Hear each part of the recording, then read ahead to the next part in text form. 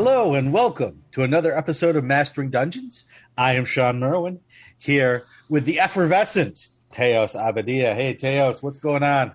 I mean, according to you, bubbling to the top. I am pretty. I think I'm fairly cheerful today. I'm looking forward to recording this and talking about some pretty interesting news and topics. So yeah, I'm doing all right. How was your weekend? My weekend is okay. I had my eyes dilated, so right now everything, including my show notes, are just a blur.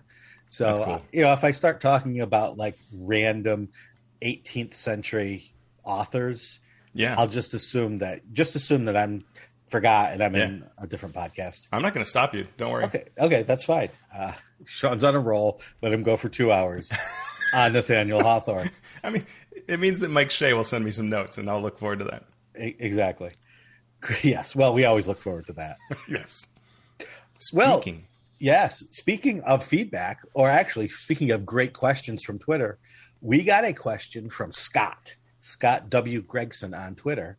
First of all, Scott, thank you for reaching out to us and asking this wonderful question. It says, Hey there, Sean and Alpha Stream. I just finished listening to your epic Mastering D&D trawl through Frost Maiden. Question. Would you ever consider running the big crystal dragon as a chase?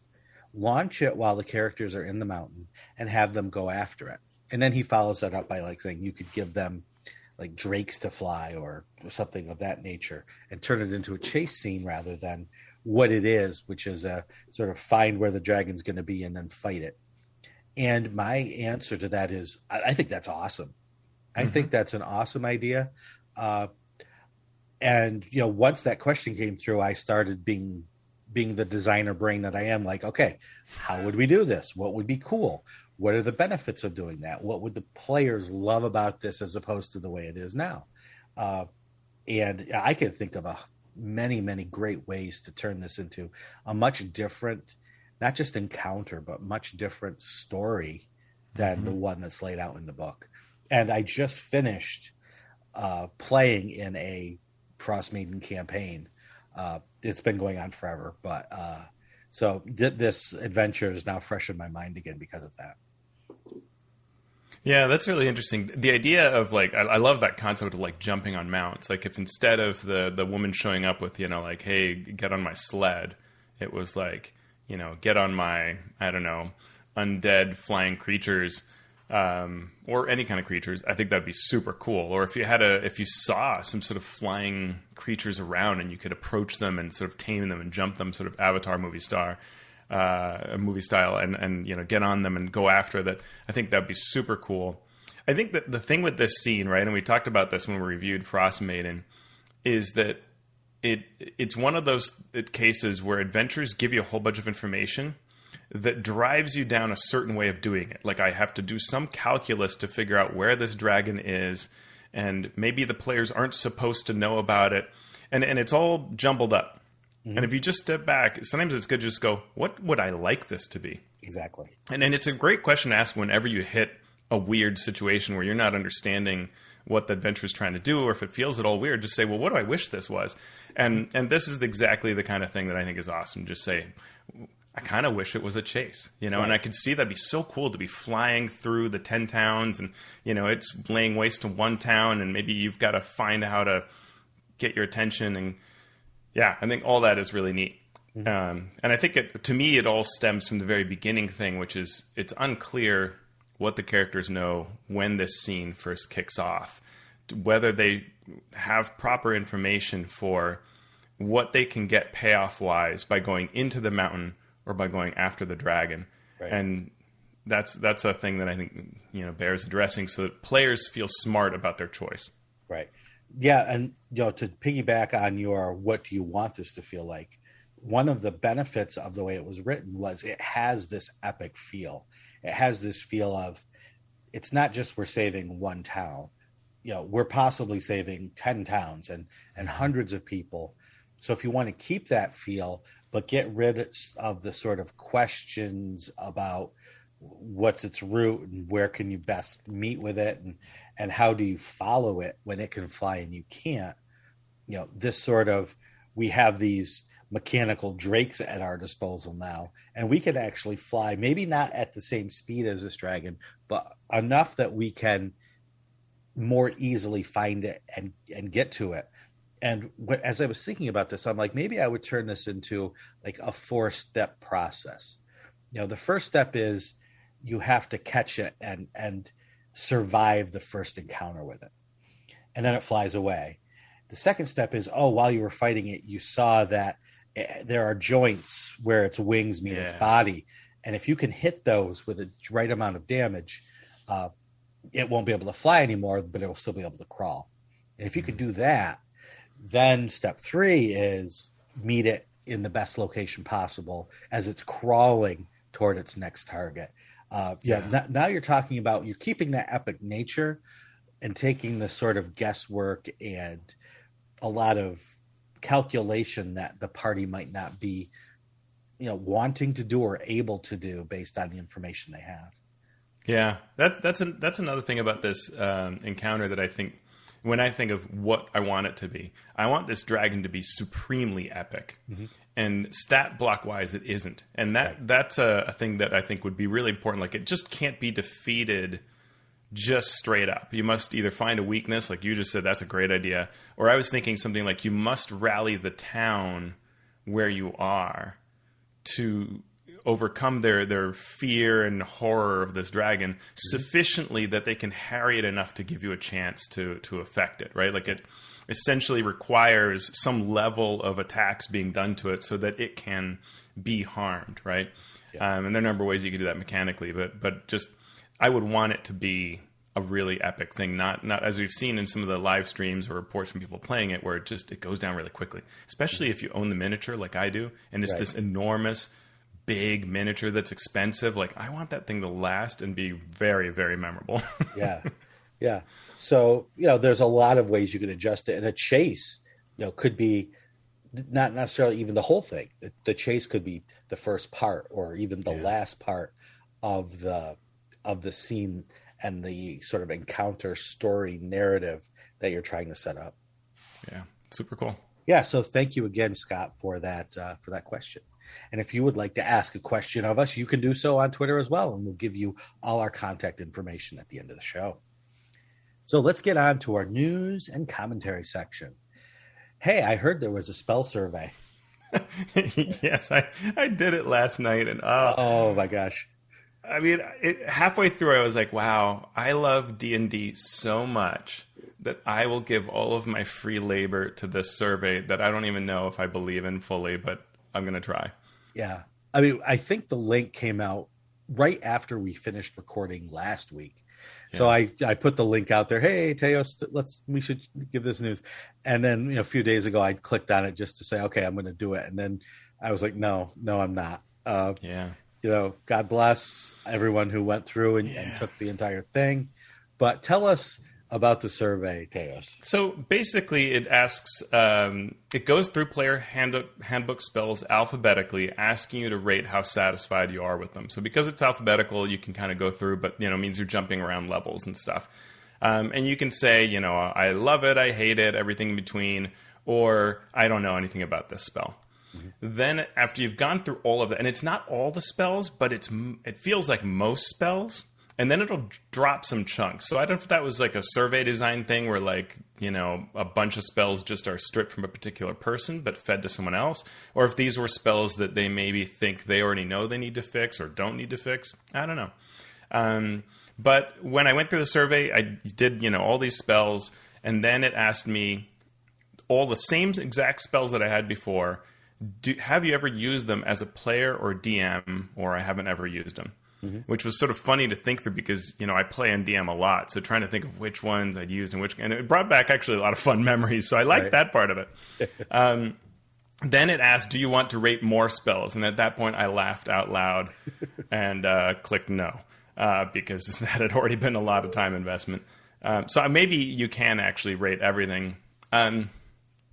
My worry with this, Sean, was what and maybe this is okay survey design wise. You might see, spikes on both ends. But I worried about how people answer these things, right? Because, for example, as a player, I absolutely adore casting the cleric spell Aid. Increases your hit points by a maximum amount, your hit point maximum by an amount, and you can upcast it for just tremendous durability, survivability increases. The players you do it on love it, but it's a bit strong in a game where monsters sort of already don't threaten you. It's almost guaranteed survival in an intangible way that neither player nor DM fully comprehend. Right. So as a player, I love it. It makes me feel good. It makes other people at the table feel good. As a designer, it's a little too strong, And so what do I rate it? Super love it? Medium? Yeah. It was really hard to think through some of those things. Yeah. And you would hope that then they ask you if you've used it as a player and a DM, they can collate that to say, well, maybe. DMs really hate this spell, but really the players really love this spell.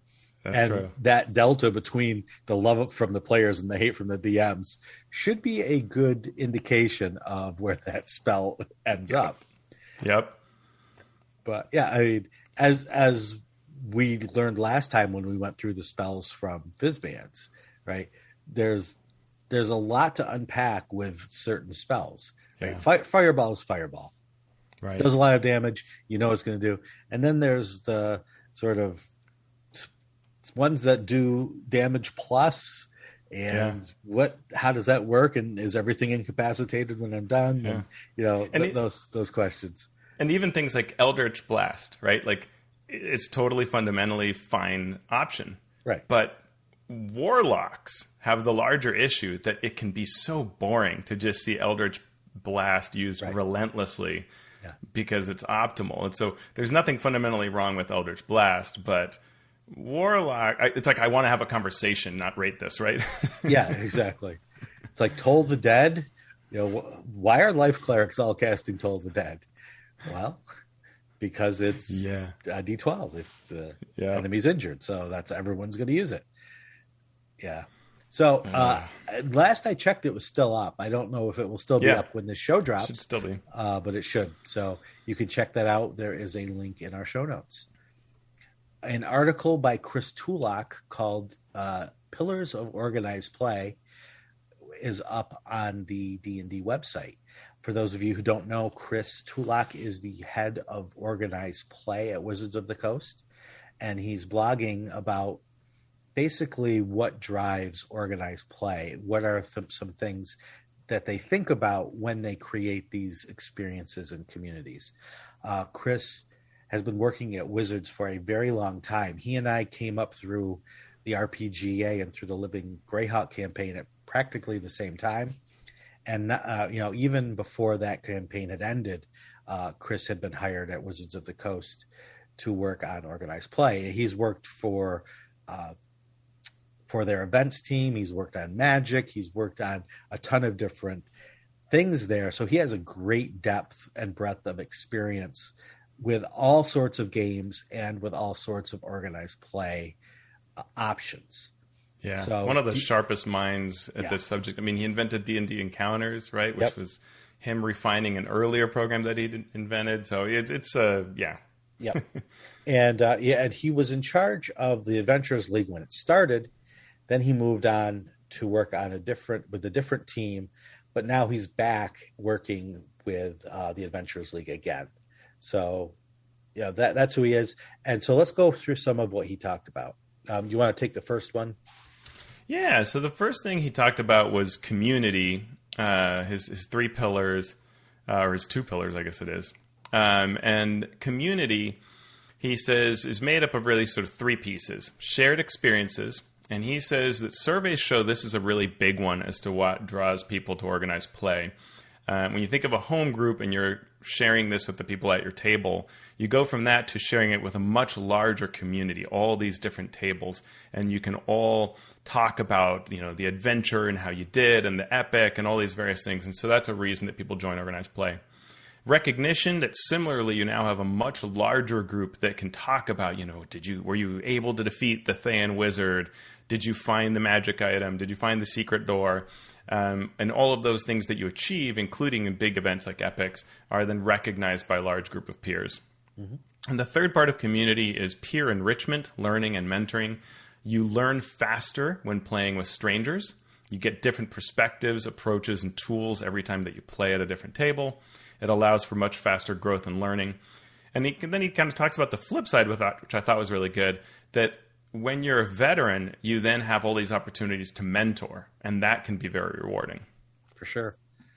Yeah, I mean, all of those things are things that we've talked about before, and especially that enrichment part, the learning. Yeah. When you play with your home group, you can have a great time and you can learn things, but what you learn from playing with other DMs and running for other players is, multifold of just running for one table. And then he talks about another pillar, which is the content. And he talks about bite-sized play. So Adventurers League is often divided up into smaller, what you used to call modules, what we call adventures, in a 2 to 4 hour format. And that offers a very reliable experience. The adventures can feel more like a TV episode than a really long movie, where you can tune in next time for another chapter in the story, either of your character or for linked adventures, of the ongoing narrative. And I really love that, because sometimes, when you run like for a home group, you get all excited about the latest hardcover that's come out. And then you get 2 episodes in and you're like, well, I don't know if we're going to be able to finish this. Yeah. People's attention starts to lag. Whereas these short adventures, you can finish them. And then even if someone needs to drop out, or if it doesn't go well, you can switch gears and sort of change the story. Whereas if you are in this longer narrative, if you're in a longer adventure, it makes it harder to do that. For me, it was like the difference between having, say, cable TV back that we grew up with, and then having on-demand viewing, right? Yeah. In that I could suddenly go from a home campaign where I was supposed to be there every week and I couldn't because I traveled for work, to, hey, play, chapter 2, episode 1. And when you want ready to play episode 2, you can with a whole different group, but you watch the next episode, participate in the next episode. And that was really game changing for me. Oh yeah, absolutely. The second part of content he talks about is the feedback loop, where the adventure that you play will influence what your character is and does.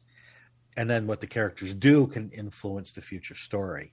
Now, Chris is honest about the challenges of this, because that's one of the big selling points of organized play. For some people, it's, everything that you do can affect the longer story. And people are thinking like their exploits are going to be in novels down the road. And that's not necessarily, it's a goal, but it's a goal that's almost impossible to achieve without so much overhead. So what Chris says is, we want this to be a stronger feature within our Adventurers League, but there are challenges with regards to production cycles and implementing feedback. On average, an adventure takes about 6 months to produce in our current cycle, meaning that feedback we receive couldn't see implementation until half a year later. We're going to experiment with other ways to deliver on this in the future, including broadening feedback intake, because it's an important part of the organized play experience.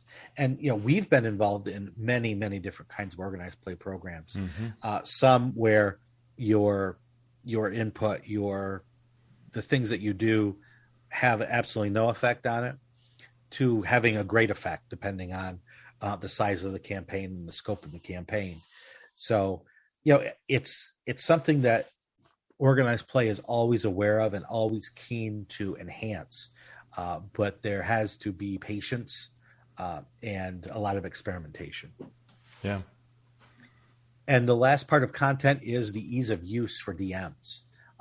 The adventures are written in a way and are formatted in a way that they can be run with minimal prep, which is great for newer DMs, great for DMs that don't have a lot of time. With a consistent structure, it makes them easier to parse, and you can rerun them so that the experience is easier and better each time you run it, since you could be running it for many different players and tables. Good stuff. I mean, and Chris says all of this will help guide play going forward, and that these things help him talk internally to other Wizards of the Coast team members about viewing organized play as more than marketing, and as something that's important to D&D players overall, which is really cool, right? And that's what one of the things I love about Chris is he has that larger view of what organized play can accomplish, both for the company and for the community. So I look forward to seeing where this goes and what that means. What are they cooking back there at Wizards? It'll be really interesting to see. Yep. So that's on the Yawning Portal site, yawningportal.dnd.wizards.com.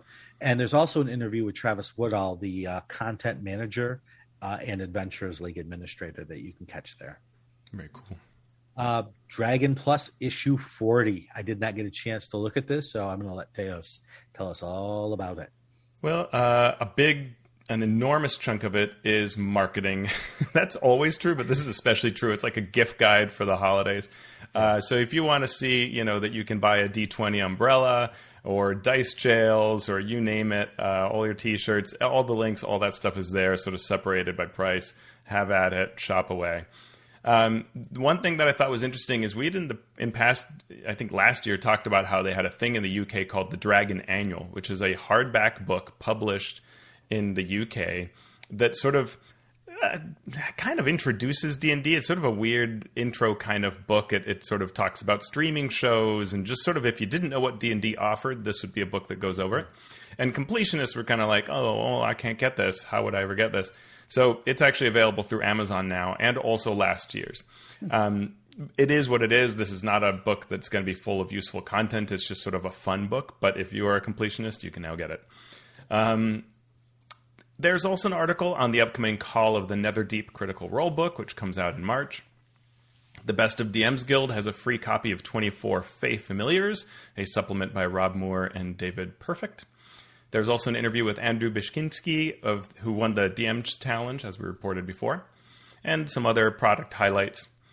Maps of the month include Candlekeep Mysteries, some layers from Fizban's, and the Biblioplex library from Strixhaven, which comes out tomorrow, something like that, this week. Mm-hmm. And an interview with James Wyatt about Fizban, and an interview with author Madeleine Roux, writer of Dungeon Academy No Humans Allowed, which is a book for middle school kids. So awesome. It's a mixed bag there. There's also a survey, so you can tell them what you think about Dragon Plus. And I think you can win. It's sort of interesting. It says you can win one of the Tiamat figures, so I did this survey. But then when you click on the link, it says you can win $50. And I'm like, those two things are not the same. No. You could buy, 1/8 or 1/6 of the Tiamat. Yes. We could buy one of the heads of the Tiamat mini. Can I get a wing? Yeah. So you took the survey 27 times under 27 different names? Oh, boy. Yeah, that's what I'd like to do. All right. So Twitter got into the business side of the industry as people in the industry were encouraged to share their salaries.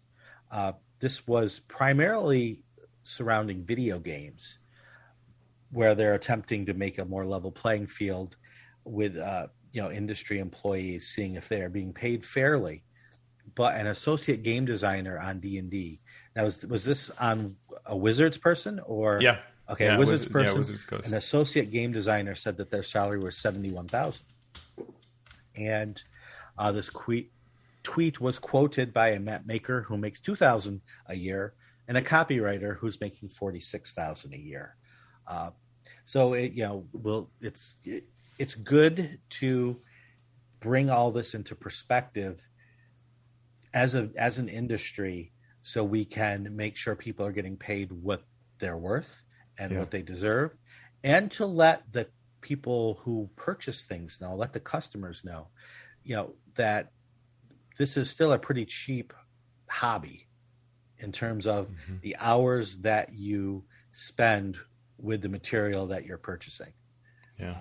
And hopefully that will also become more equitable in the long run. Yeah, and there'd been an article that came out, and I forget who published it, but one of the online magazine type places published an article about sort of bad pay practices, primarily at Paizo, but also at Wizards. And I had the opportunity to speak to a couple of Wizards employees at a convention, and they said that was kind of tough because they said both companies, then produced a lot of really bad numbers for Paizo, and then just had some freelancers that had worked for Wizards that said, we didn't like this thing or the other, but it wasn't necessarily pay. Yeah. And so they felt that was a little unfair. So hearing this number of 71,000 come out, that's about double the numbers that were being quoted by the Paizo people. Yeah.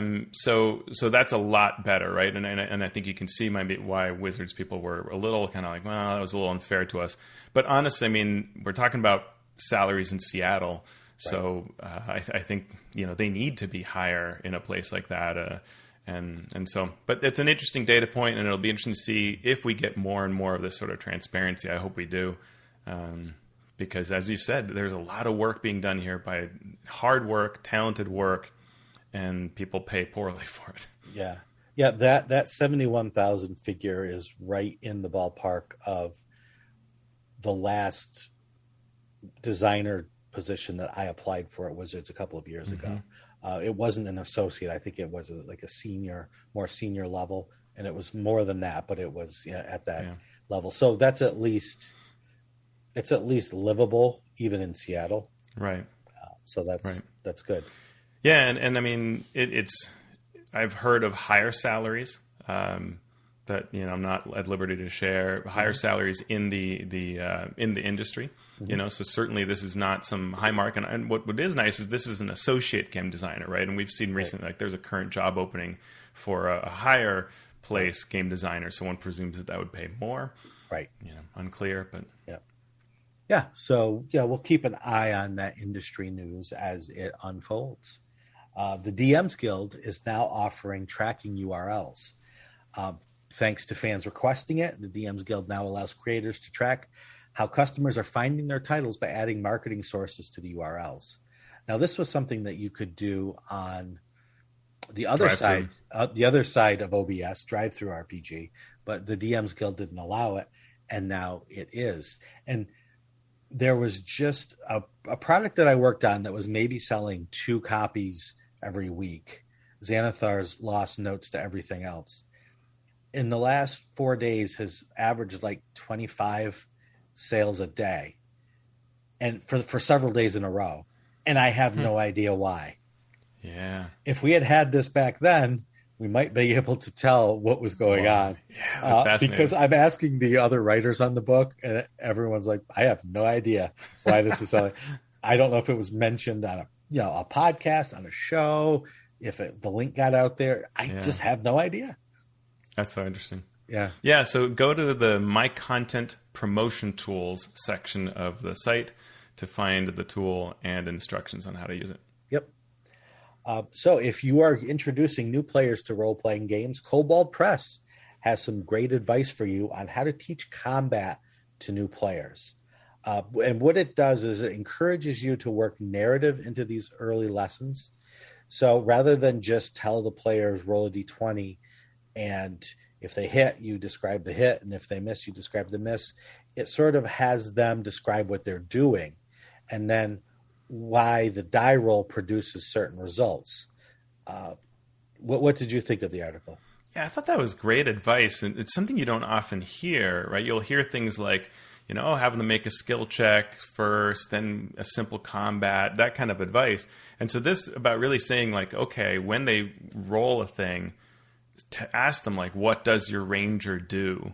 That describe how this looks, and to get them into that at the very beginning, right? That part of the training isn't just look at this part of your character sheet, but then tell me what you're doing and what's the kind of tactic you're doing. Be descriptive about it. That's a really cool advice. I really like this. Mm-hmm.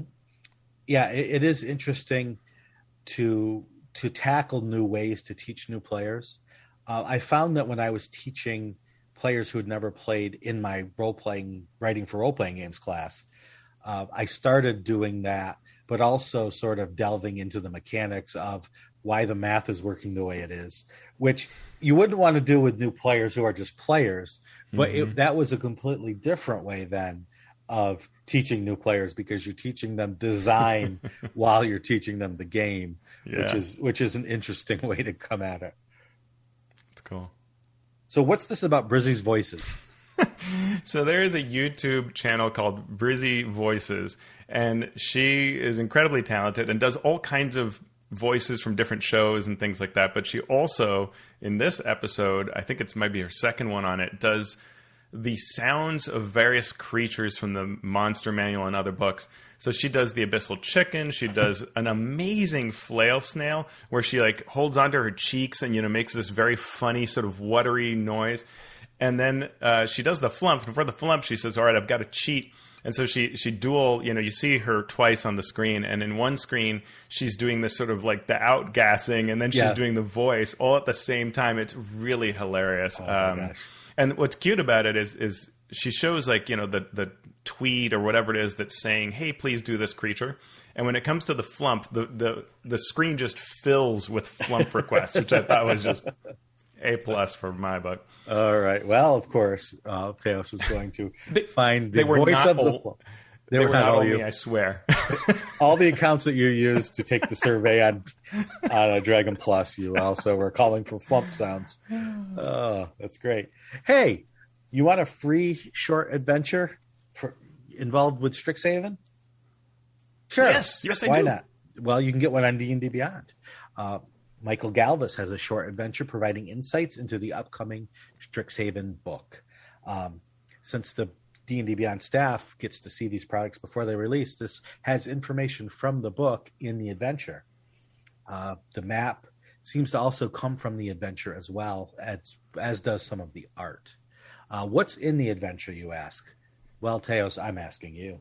Well, yeah. So it's kind of cool because it's like it really gives you an insight into what we're going to get from Strixhaven before we've even seen the book.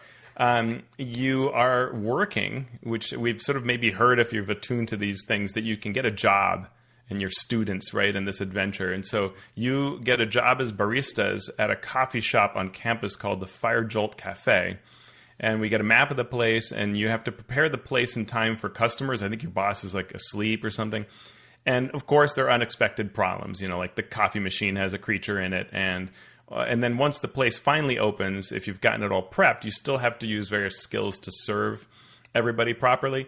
And it's pretty well done scenario. I think this is an example. If you're thinking like, man, you know, do I want to sort of have this sort of game? This is probably good insight into the kind of silly, fun scenarios you could run with it. So I thought it was pretty good. Yeah, a little work study action going on at Strixhaven. I mean, it brought me back. Yep, there you go. So that is available on D&D Beyond. PAX Unplugged, it is happening. By the time this show drops, it will be probably starting in Philadelphia, Pennsylvania. What will we see at PAX Unplugged? We will see the farewell panel of the C Team, as well as the C Team epilogue. I'm not crying, you're crying. And Jeremy Crawford will retake his seat as the DM in the Acquisitions Incorporated live game, which is Saturday at 8:30 p.m. Eastern Time. The con does require both vaccinations and masks. So if you do go, be sure you're vaccinated, be sure to mask up. And, you know, take care of yourselves if you do attend. And very cool. Wish I was there. Last but not least, speaking of you being there, you were on the most recent Dragon Talk, talking about how to DM using patrons. Mm-hmm. I took everything Sean said and I said it again. That's right. Because, well, I doubt that's the case, but we did talk about using patrons for your games on our May 13th podcast. So you can go back and listen to that, or you can get it in extra special Teos version with a little Shelley Mazanoble thrown in for good measure instead of me. So I would take that over our show. But you can see that at dnd.wizards.com, Dragon Talk. Yeah, it's a joy to be on there with Shelley. She's so nice. She's the kindest person, and she is now running a campaign. You know, this how to be a DM segment has often been her, like, it's almost like encourage Shelley to run, but she ended up running for some friends of her friends of her sons, right? That are in school or neighbors or something. But it's all kids, you know, younger kids. And she tells some very fun stories about this table that she's been running, but it involves actually what essentially is a patron. So we talked about how to use that, and it was a lot of fun. Yep. So that is the news, and now we can hop on over to our main topic, which is going to be, I believe, part 4 now of our look at Fizban's Treasury of Dragons. Last week we finished off Chapter 1, covering the spells, and now we're going to get on to Chapter 2 and talk about magic items.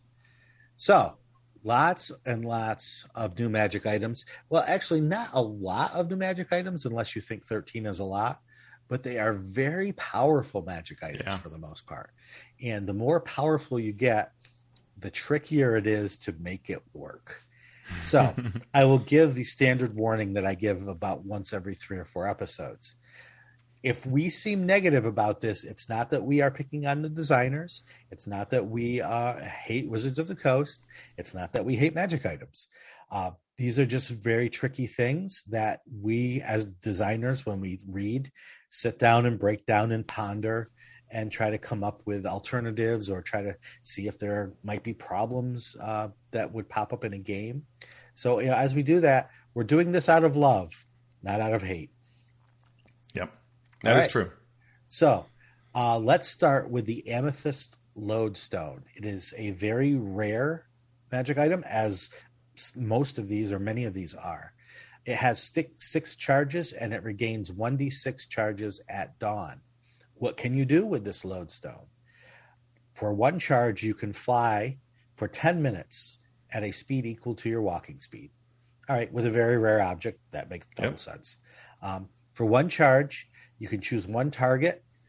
They need to make a DC 18 strength saving throw or be pushed 20 feet in a direction of your choice. Now, when I see pushed in a direction of your choice, my first thought is always, can you push them up into the air? And normally with an item like this, you cannot. Normally you can only push horizontally.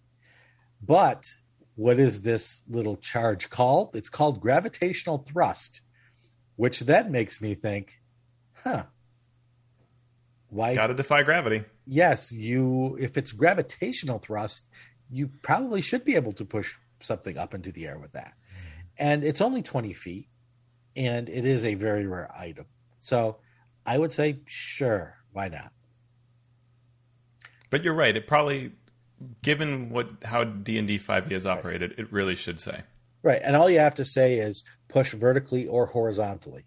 You're just adding 1 word if it's only vertical, or 3 words, vertical or horizontal, if it is up, down, left, right, back, forth, whatever. And the final thing you can do with it for 3 charges is cast reverse gravity. That you can obviously push up. The only way you can go is up. Overall, no major problems with this as a very rare item. Seems totally within the scope of powerful enough to be very useful, especially if you can't fly using other methods, but not overpowered. Yep, I like it. Okay, cool. Second is the Crystal Blade, and I added this one because I wanted to talk about it. Any sword can be a Crystal Blade, and it requires attunement, and it's rare. When you hit with an attack roll, you could add 1d8 radiant damage to the attack every time. Okay. You can use a charge, and it has 3 charges total that recharge at dawn. If you use a charge, you can regain hit points equal to that extra radiant damage that you dealt with the attack. 1d8, rare. All right, not too powerful.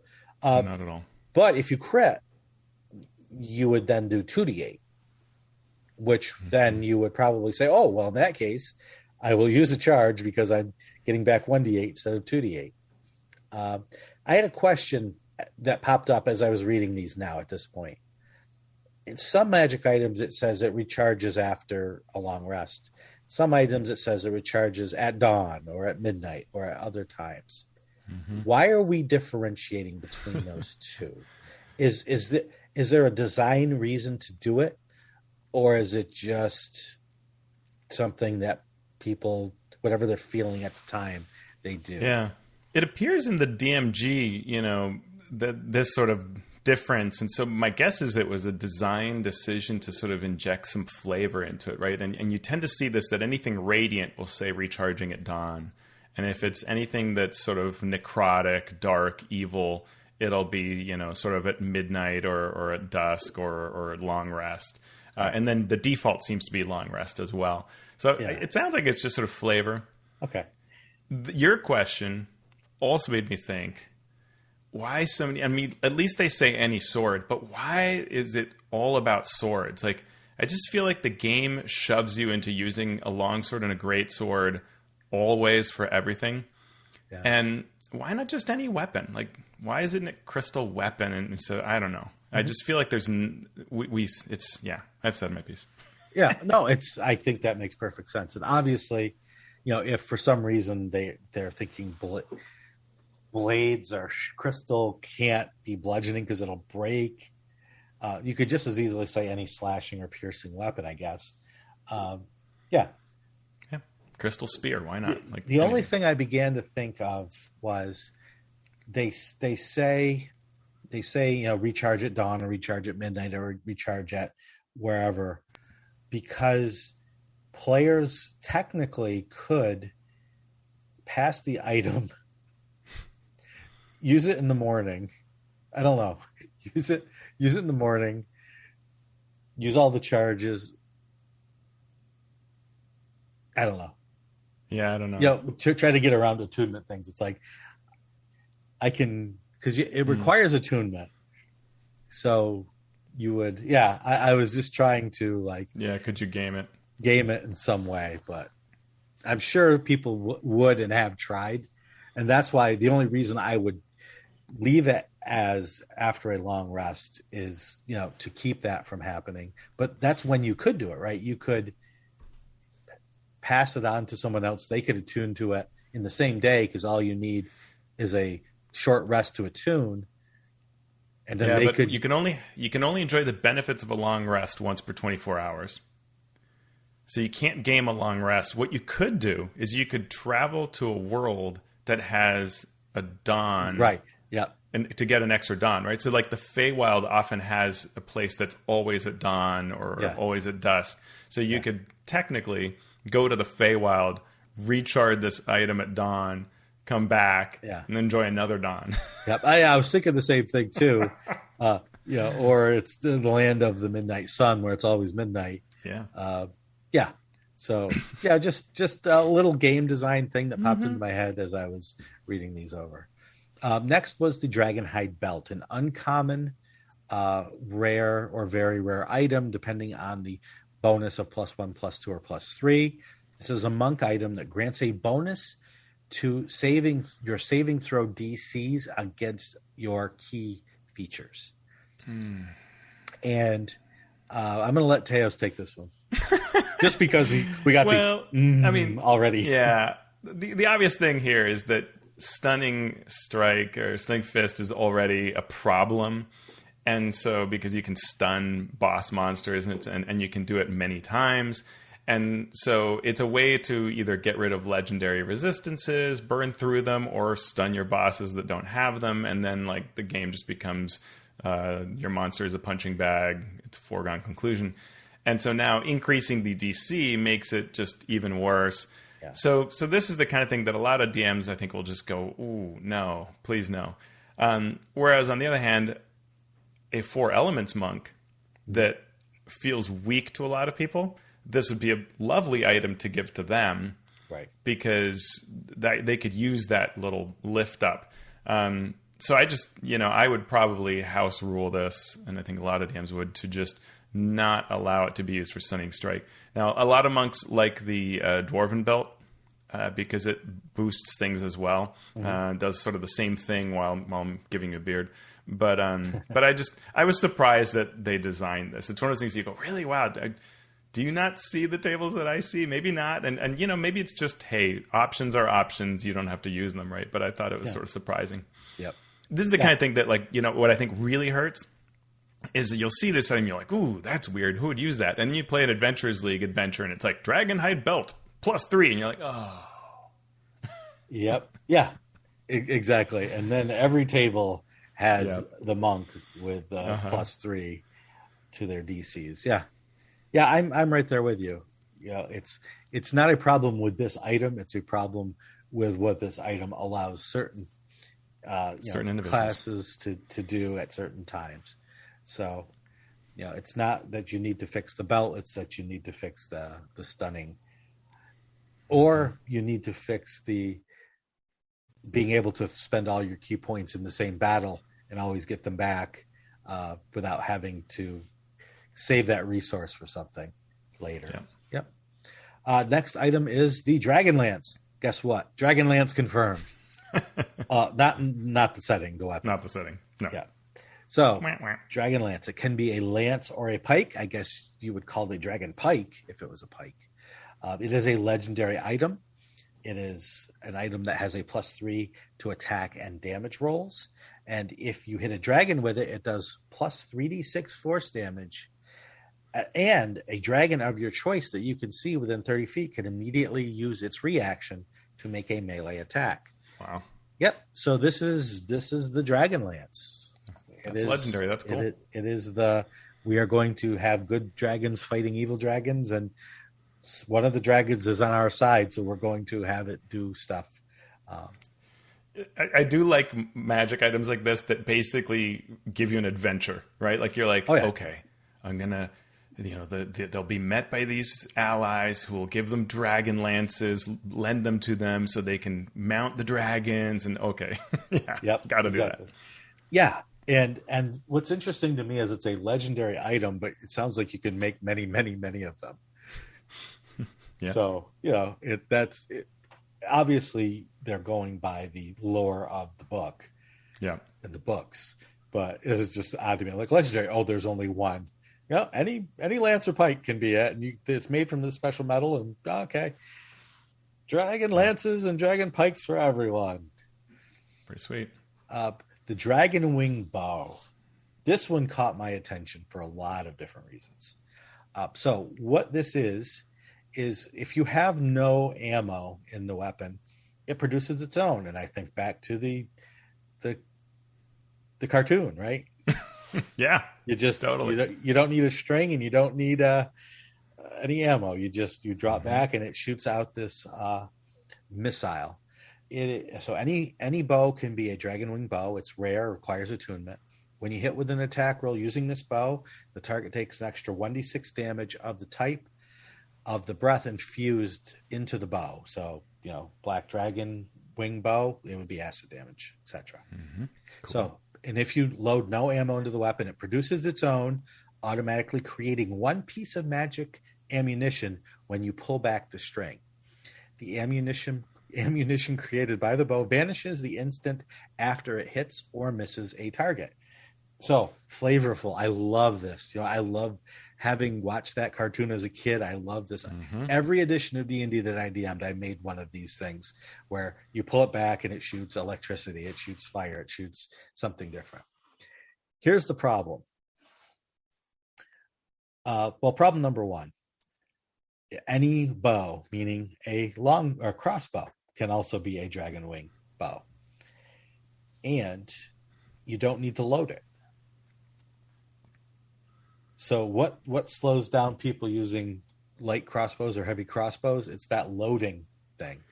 You technically don't need to load this. So I don't know that any bow includes crossbows. If you go to D&D Beyond and you look at dragon wing bow, light crossbow and heavy crossbow are listed under it. Okay. Because I thought the same thing. Yeah. I'm like, surely they don't mean crossbow. The other question is, when it says it produces its own, I don't know that means that you're not loading, but the wording is weird. If you load no ammunition into the weapon. But I don't know that you're getting rid of the requirement to load. Like right. I agree. Right. As a DM, I'm like, no, you're still loading it. But the wording is... The wording makes it says, if you load no ammunition. This is the best item because it takes us back to flashbacks of like letters to the editor of Dragon Magazine. Because talk about your last point here, which I love. Right. So it also says if you pull back when you pull back the string, it creates one piece of magical ammunition, which vanishes after it hits or misses a target. So what is stopping me from pulling back the bow, creating this piece of ammunition, setting it down, pulling back the bow, creating another piece of ammunition, setting it down, and creating 500 pieces of magic ammunition? If I'm using a longbow, it's going to be arrows, right? It doesn't, while the target takes damage of a type, it doesn't say the ammunition is of the type, but it says it's magic. So it would work on creatures only affected by magic. Precisely. So this is like the coolest magic ammunition production factory ever. Right. Yeah, you're being attacked by demons or devils. Mm-hmm. Hand 10 magical pieces of ammunition to all your soldiers. Yeah. And you are now getting through that magic resistance or immunity to non-magical weapons. So, I mean, again, it just, as a DM, I would say no.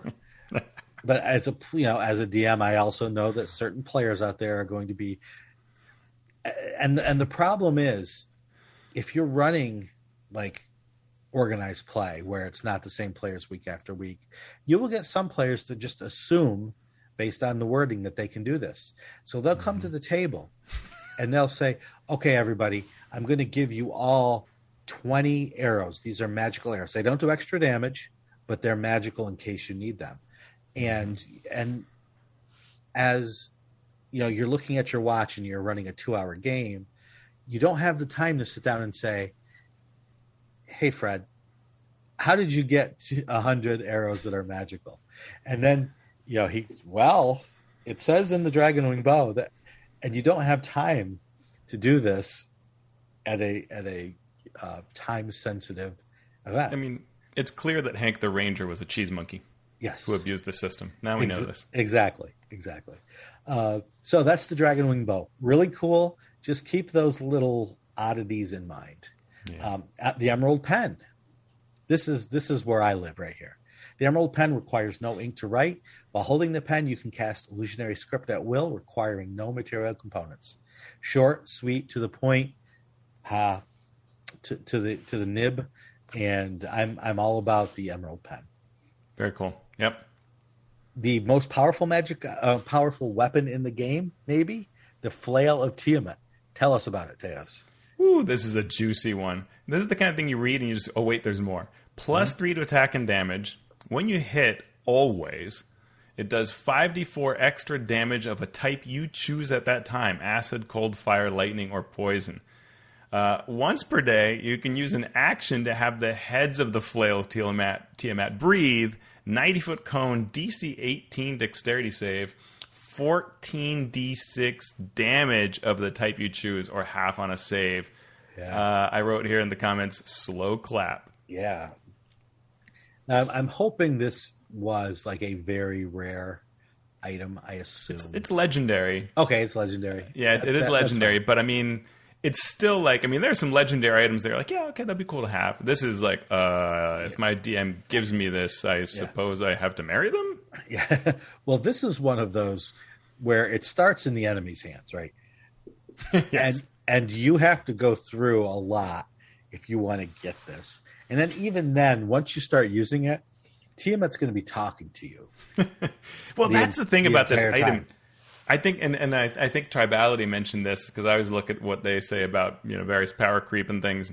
They sort of mention, like, shouldn't this be intelligent? Like, this should have characteristics and so on. And that was sort of surprising that it doesn't have that, because it feels like it really needs some lore and some personality to it, and an ego that pushes your player. I mean, oh yeah, totally. I'm using this weapon. It's starting in the hands of a bad guy. You're not even touching it to level 14, 15, 16, around there. And then once you get it, it's powerful, but you're probably going to wish you didn't have it by the time the campaign ends. Yeah, for sure. All right, let's talk about the Gold Canary figurine of wondrous power.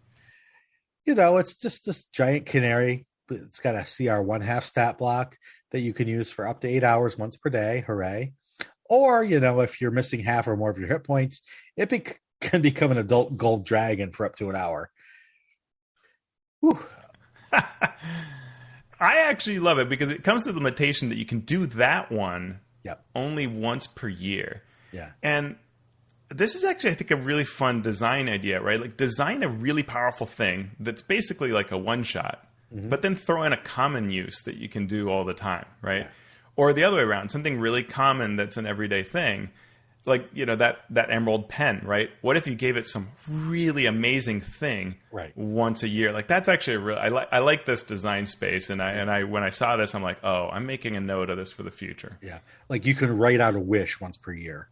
Yeah, sort of like the Staff of Power, the old retributive strike, where you break it and boom, like that's just such a neat, knowing you have that one option to gold canary or adult gold dragon. Yes. I'm going to become an adventurer. I'm only going to adventure once per year, and I'm coming with my friend Goldie. What do you guys do? We go back to the tavern for a year. For a year. Exactly. Oh, well. It's a fun campaign. All right. Platinum Scarf. As an action, you can pull a scale from this scarf and speak a command word. When you do so, you can choose one of the following effects. You or a creature you touch regains 10d4 hit points. Cool. I love this. I hate rolling d4s. Just tactilely, they're hard to pick up. Yeah. And I understand why they're used. 10 of them. Yeah, I understand why they're used because it flattens that curve of math wise. But I would just say I'm going to roll 5d8 if you don't mind, because it's like they love doing healing as sort of D4 for whatever reason in potions and things. So I guess it's sort of off of that. But it is, it's almost like let's roll 44 plus a number or something. Yeah. Yep. That was the first use. The second use is for 1 hour or until you dismiss it. The scale becomes a +1 shield, which you or another creature can use. A creature wielding the shield has immunity to radiant damage. So you attune to the scarf, which is a legendary item. But anyone can use this shield. That is the scale that you pull off the scarf. I think it's fine. The only thing that I would sort of gnaw at as the DM is you're fighting a monster that only does radiant damage. And you're like, okay, 1, 2, 3, now we're all immune to radiant damage. And you're using your entire complement of scales for that day. But it's because this item lets you choose any 3 scales, and at that point you can't do more until dawn when they all grow back. Yep. It could be a little harsh with that. Immunity is a lot. I mean, and again, it's a legendary thing, but being able to do something so specific at such a granular level is just a little much for me. But that's just me. The final use for 1 hour or until you dismiss it, the scale becomes a magic light hammer, which you or another creature can use. The weapon deals 2d4 radiant damage instead of bludgeoning damage normally done by the light hammer, and it deals an extra 2d4 radiant damage against chromatic dragons. I mean, when you get a legendary item, even if you're fighting a chromatic dragon, doing 4d4 radiant damage doesn't seem like a heck of a lot. No.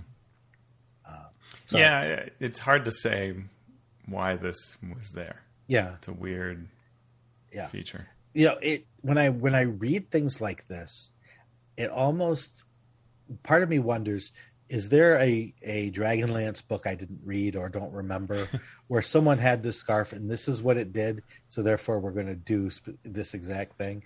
I doubt that happens, but that's where my mind goes when I see that. Fizban fights something with a scarf. Right.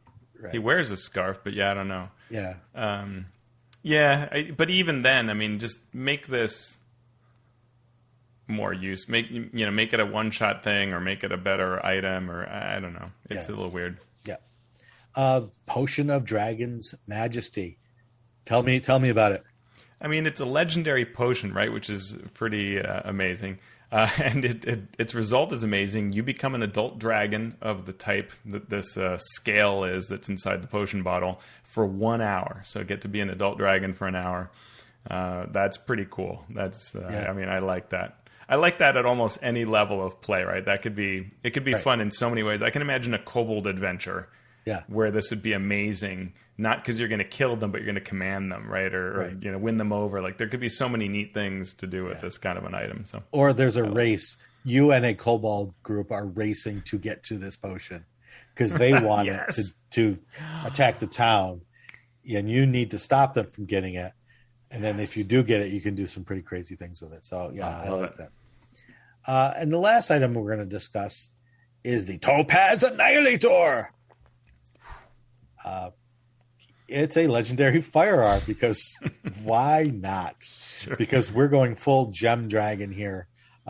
So tell me about the Topaz Annihilator. It's got a 100-foot or 300-foot range. So if you can see it, two-handed, deals 2d6 necrotic damage, which I thought was interesting, and disintegrates anything reduced to 0 hit points. And if that's not enough, once per day you actually can cast Disintegrate with it. Wow. Yeah. I mean, I didn't know we were looking for this, but there it is. The legendary gift weapon. Yeah, you didn't know you needed it, but now you want it. I sort of feel like the base damage of 2d6 is a little low, right, for legendary. The range is amazing. I don't know. It's always so interesting to look at items like this. I would probably bump it up in my home campaign. But then that's the question of, do you want anybody running around with a Topaz Annihilator? How does this fit any fiction outside of Spelljammer? I'm not entirely sure, but okay. Yeah, I would make a lot of adjustments to that. I would up the normal damage, maybe cast Disintegrate less, but I love the idea of like settings on normally on stun, but we're setting to kill. But then there's always that chance that it blows up. It's got to have that. I feel like it needs that. Yeah. And then if it does, it casts Disintegrate on the person using it. Or, maybe it's powered by something that's inside of it. And so there's always the chance that it'll briefly get out and attack you. Would be really fun. A variant on blowing up would be just, it's got a wraith bound inside, some kind of super wraith that's going to come out and tear into you. And that'd be a lot of fun. All right. We got 2 more things to discuss: Horde magic items and draconic gifts. Not gifts like the gifts. That's what I want to see. That's what I was looking for in this book, Sean. A draconic gift. Yeah. All right, so let's talk about Horde magic items. I'm going to let you talk about it because my brain hurts. Yeah, I'm going to do this quickly. This does make your brain hurt. So the basic concept is a magic item. This is a category of magic items that they grow in power when they're in a dragon's horde slowly over the years. Every year in the Dragon's Horde empowers it 1 step up until the maximum based on the age category of the dragon. So this might be a super powerful item if it were in one Dragon's Horde, not so powerful if it's in a young Dragon's Horde because it just can't go to the max. If you kill the dragon, then every 8 hours in the slain dragon's presence raises it a step. So you almost could have a horde magic item, take it to a dragon, kill it, and then supercharge it. It's like a Tesla supercharger. We get a table. And if it's not attuned, this is kind of interesting. If not attuned and not in a dragon's horde, it decreases a step every 30 days. What I don't understand is, are these both requirements, attuned and in a dragon's horde, or is just attuned enough? Mm-hmm. I wasn't entirely sure about what they're trying to say there. Either way, it's quirky. So the idea is that it's super powerful when you first get it, and then it's going to lower over time, I guess, maybe. We get a table of 8 quirks that magic items could have because they're horde magic items. That's fine. And then we get 4 example ones. So one of them is Dragon's Wrath Weapon. When it's slumbering, its lowest state, you roll when you roll a 20, each creature of your choice within 5 feet of the target takes 5 damage of the type dealt by the dragon's breath weapon, of the dragon that it came from. When it's stirring, the next level up, it's now a +1 attack and damage weapon, and it does an extra d6 of the dragon's damage type. Awakened, it goes up to +2 and another extra d6 damage, and it lets you do a cone action attack, DC 16 dex for 8d6 damage, half on save, once per day. So your breath weapon. Ascendant just bumps the damage of all that up. This whole concept did not land with me, Sean. It's fine because I feel like this is a one-off and we're never going to see this again. You know, like this is like just maybe an adventure might feature it, but I don't know that it fits how we play. I think it would be cool in an adventure. This particular dragon is so powerful that the items in its lair took on more things. But to have it be something that always happens, at this point in my playing career, not to mention my design career, I'm looking for streamlined. I'm looking to make things simpler. So as a DM, I would never use this unless it was sort of as a one-off thing. Mm-hmm. And as a player, I wouldn't even want these horde items. I can't even remember the items I have that I would use normally. You have a +2 sword or a sword, magical sword. Okay, now it's doing this extra damage. Okay, now it's +1. Okay, now it's +2. I would forget about the cone if it became wakened. Oh, that's right. It can, because I've got so many other options from my class that I'm dealing with. You know what I'd rather it be, which it sort of is but isn't, is just if you think of like the old Dragon Slayer weapons, right, that are great against a dragon, what if the weapon instead was empowered every time you interacted with a dragon, whether it's peaceful or otherwise? That would maybe be more interesting because you now want to seek out dragons, if it would give you some bonus. But I think this is so heavy that it creates a meta, right, where the player wants to reach ascendant level because it's there. Right. But that's not what the story is going to lead you to. Go to find some dragon that's way above what you can kill. You know, it's sort of at odds with how we play D&D. Right. And so, I don't know. Yeah, I'm the same way. What I'm doing now is I'm stepping to the very end of this process and saying, what does this rule, what does this whole style, this system, this concept, what does it actually do?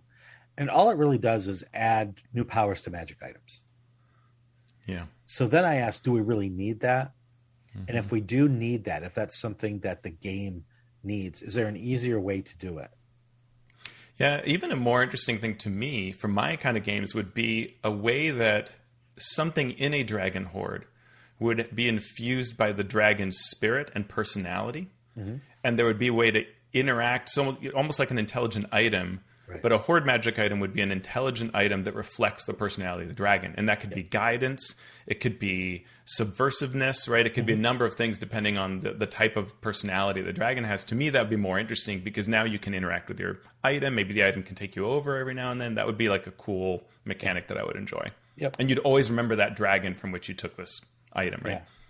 Yeah, and the last thing I thought about, it doesn't really add, mechanically it adds complexity, maybe too much, but story-wise, it doesn't really add to a narrative. It doesn't really add to this grand or cool outcome to the story. It's just there are these items sitting there that are gaining power, unless you specifically write your adventure so that if this item gains its full power, something amazing or terrible happens. And then you get the power gamers who are like, I'm going to drag these weapons around because, boy, I really want that cone, or I really want my weapon to be +3 instead of +2.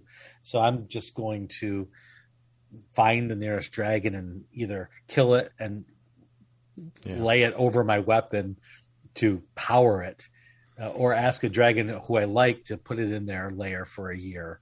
It's sort of asking for power gaming trouble. We'll see in Draconic Gifts as well. There's this concept which goes back to this whole, first world idea that we talked about in our first part of this book review, where it's trying to sell us on this concept that powers have the dragons have this mystical energy tied to them, and so therefore it can act like as a battery for these items. none of it super gels with me. I mean, sure, it's a powerful creature, but there are a lot of really powerful things. You know, I don't murder a pit fiend and suddenly charge up a suit of armor. And while I know that dragons are a very important thing in D&D, it's half the name, that suddenly saying that they do all these things when they die, or, you know, an item is just sitting around in their hoard, it's a little much for me to buy into. Yeah. So let's dig into draconic gifts, which are sort of the same thing, right? They're sort of, instead of the magic items gaining power, you gain power when a dragon dies in your presence. Yeah. Whether you slew it or not. We get a table of 4 possible visual manifestations of the gift, like your eyes change to look like dragon's eyes, or dragon scales cover parts of your body. The rarity of the gift is tied to the age category of the dragon.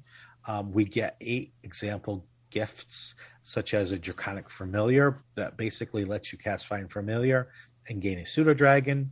You get draconic rebirth, where you become a dragonborn rather than whatever species that you were. You get scaled toughness, resistance to piercing or slashing, frightful presence, whereas a bonus action, 3 times per proficiency bonus times per day, you can make people make a save against you or be frightened.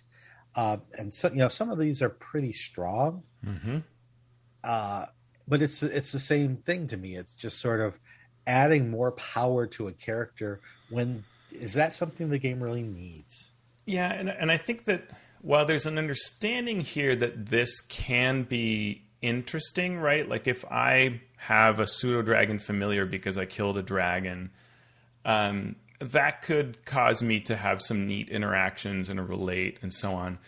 But it also could not be, right? It could lack that flavor. It isn't necessarily providing the flavor. And what I would rather this be is some sort of consequence reward system where, you know, maybe if I murder this dragon, possibly for very reasonable reasons, I might have some part of its essence impose a quest upon me, and upon doing this, I would gain a benefit, or, you know, maybe the dragon had a thing it had to accomplish, and I can sense that, right? And so that could result in a gift when I complete that thing, because But I don't know.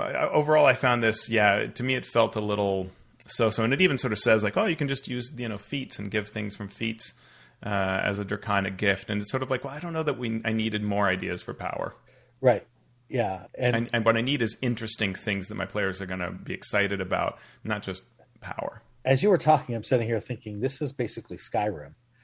If you've ever played Skyrim, one of the things you do is run around and kill dragons and absorb their power.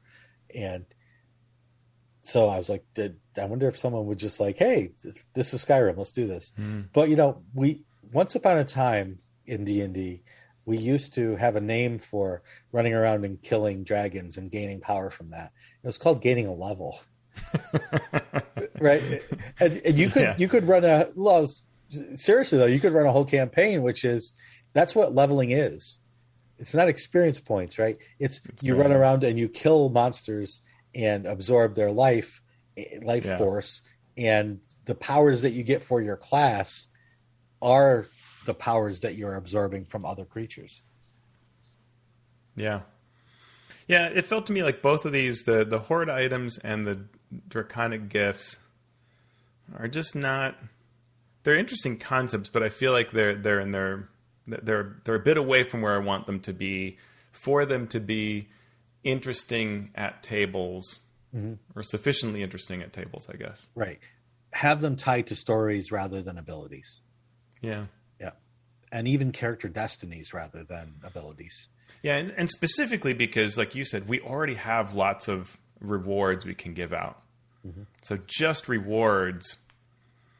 It's kind of more of the same, and you just gave me 13 new magic items, so I can give those already. Right. So it's sort of like, why? Yeah, give me a little more story, some interesting things that then might actually sell me on that larger concept of what dragons can do, I guess. Yep. So that was chapter 2. Chapter 3 will be next time, where we talked about dragons in play, including role-playing dragons, their followers, encounters, adventures, and campaigns. Anything else before we head out, Teos? No. All right.